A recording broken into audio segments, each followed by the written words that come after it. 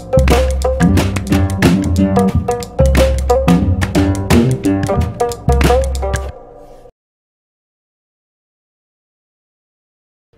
when you start your tanks up and you add new sand and all the other stuff into it, it's cloudy and it takes a couple days to kind of break down all that stuff. Well, when I put in the Chemipure Blue, it was a matter of a day, it was clear.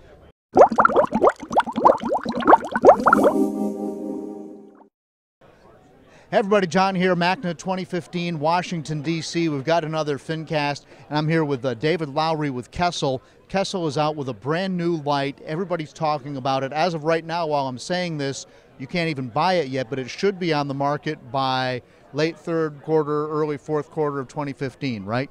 Yeah, actually it should be available in the next couple weeks, start shipping. So hopefully it'll be all ready for everyone to start putting on their aquarium soon. All right, so tell folks, this is the light right here. We'll show some cutaways while you're talking. So David, tell me, why is this new for you guys? Everybody knows your pendants, sure. But this is something new from Kessil, and it's something a lot of people are talking about. Yeah, so this light is really a culmination of different engineering from our pendants, and also kind of trying to make a low-profile light that kind of looks more like what people are used to seeing over an aquarium, gives it a little bit different style. But instead of just making a low-profile design, we also wanted to incorporate new features like direct wireless control, new hybrid optics that give you up to a 48-inch footprint, as well as the addition of other accessories that can completely kind of change the way the light's delivered into your tank. Gotcha. So this is good for a footprint of what I think of as a 120-gallon tank, 2 feet by 4 feet. Sure. Mixed reef, 120-gallon, 4x2, that'd be perfect. That's about the maximum that you do with this light. If you've got like an all SPS tank, then we'd say maybe about 3x2x2 is perfect for each light. I've noticed on some of the aquariums you have the light very close to the water, and others you've got it raised up a little bit. It probably would be almost too bright for some corals if you had it right close to the water, softies and that kind of thing.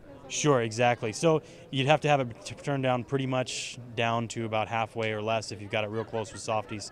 With hard coral, though, you can get within 6-7 inches of the water with no problem. Okay. And so this is a light that will grow SPS, it will grow zoanthids, whatever it is that people want to have in their aquarium? Sure. I mean, all of our lights work well with pretty much any coral, but this light has an advantage in that it actually, the way the optics are designed, those hybrid optics, it allows for a lot less shading. It basically combines same effect you'd get from a metal halide T5 combination, but in an LED. Shading. Define shading for me. Well, what shading is when you have a source of light, the direction of light from that only comes from one way, usually. And what happens is when you have a couple of those sources, point sources, oftentimes you'll have areas that are unlit in a dense colony or something like that. With this lamp, because the light's being scattered more, you're hitting it from multiple angles that you wouldn't normally be hitting it from.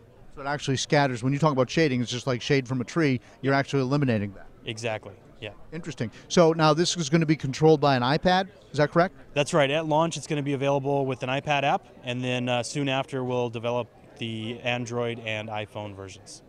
Okay, so the iPad app is actually separate than the iPhone app. That's right. Yeah, a lot of Apple products are made that way, where they have separate, and mostly it's for the landscape design and everything like that. All right. So David, if you would, show me how easy this is. Yeah, so I mean, this is just the manual mode here. Pretty simple. We've got everything from our traditional sky blue all the way down to sort of a deeper actinic, and then you've got an RGB control. Any one of these colors can be saved to use later for programming. You got everything from storm modes, cloud cover, basically aurora, which goes through our normal colors, and a rainbow, which kind of demonstrates the RGB. And then we've got our programming. So it comes with 3 programs pre-installed that you can fully customize, and you can create up to 5 more of your own programs, which you can switch between or run on different lights. It's a pretty simple interface. Just got to wait for it to catch up. I think it's on off. Oh yeah, you're right. But there we go. Okay. Pretty simple interface. So you just touch the point. You can drag it around. You want to change it, you just go in here. You can change those points. Easy to add more points. Just add another point there. Now you got 2. You can use acclimation mode, which sort of slowly ramps up the light over a period of 14 days, up to 14 days. And then you've got lunar cycles, which create sort of an extra moonlight during the night cycles. Automatically snaps to your points. And that lunar phase can be blue or red. So if you want to watch some of your invertebrates and things like that at night, it makes it a little easier. So, David, if you would just kind of run me through what you can do from the iPad. Okay, so this is the manual mode here. We've got all the traditional Kessil colors from the sky blue all the way down to a new deeper actinic. And then we've got everything including the storm and cloud cover. We've got like an aurora which kind of cycles through our standard colors. And then we have our RGB control so you can see all the different red, green, blue, and everything in between. Okay. You can save any one of these colors. Say you choose this color here. You can save that color. And then when you go into programming, you can adjust it from there. So we can turn the program on. You can go in here, you can tap the points, move them anywhere you want. You can go in, change these colors as you see them here in the program as well. And then you can do things like the acclimation mode, which can ramp it up up to 14 days. And then you have a lunar cycle, which can also find your dawn and dusk points and then create its own 30-day cycle to follow the moon. Here's the new mounting arm for the AP700.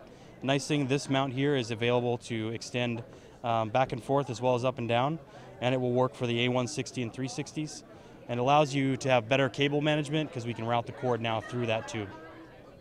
So David, thank you very much. I appreciate it. It looks like a good light. I think it'll be popular for you. Yeah, this is one of the best pre-orders we've ever had for a light, so it's very, very popular. Okay, and that is I want to make sure I get it right, the Kessil AP700, and it'll be available in late September.